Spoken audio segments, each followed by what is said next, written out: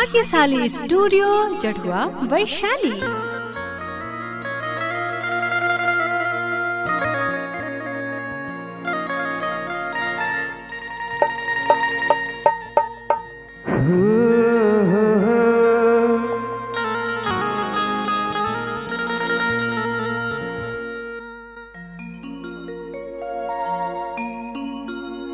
आखरी हुई है यार मनामा तू एक बेरी बात कर लेंगे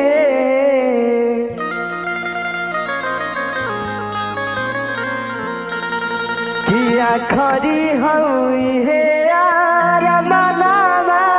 तू एक बेरी बात कर लेंगे कि आगे सोना यारा भरती पटना में आके मुलाकात कर लेंगे।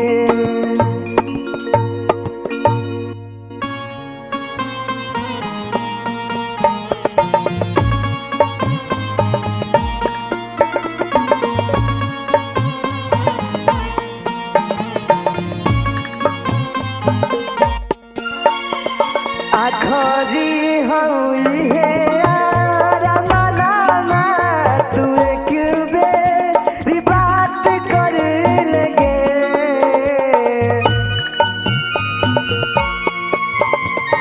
आखरी हुई है यार मनामा तू एक बेरी बात कर लेंगे आगे सोना यारा भरती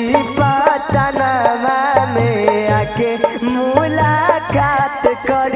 लेंगे आगे सोना यारा भरती पटना में आके मुलाकात कर लेंगे आगे चली जाइबो छोड़ी के दुनिया विदाई अपने हाथ कर लेंगे चली जाइबो छोड़ी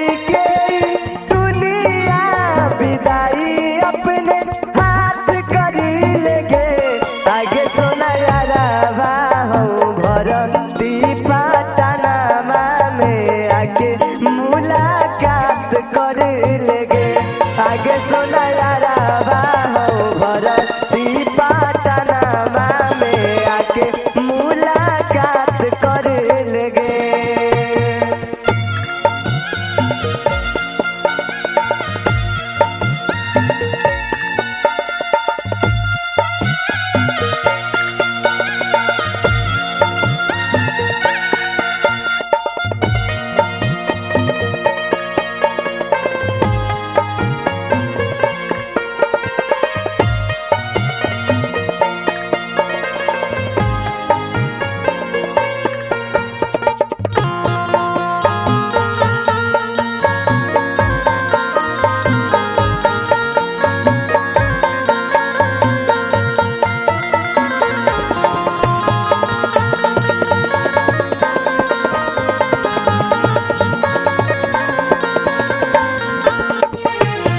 और कर करो भैया लड़का पटना में भर्ती है खूब रोता खूब कानता भैया कॉल करके लड़किया से क्या कहता भैया मरे घरे पनिया पिलाई दी जान गे कफन ओढ़ाई दी छूटत जब प्राण गे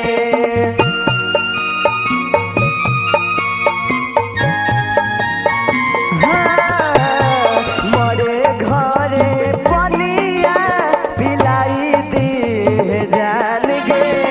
कफन ओढ़ाई दी छूटत जब प्राण गे अरे हमारा से जदी तोहरा प्यार हो तो भेट सके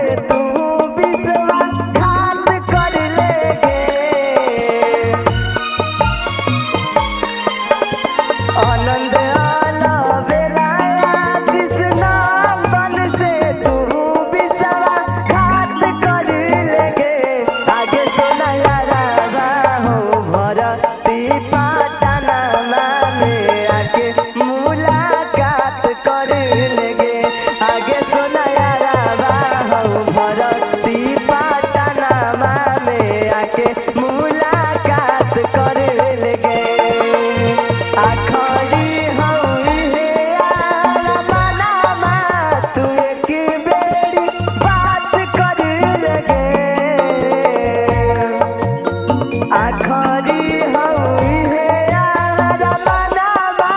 तू एक बेरी बात कर लगे आगे सुना यारा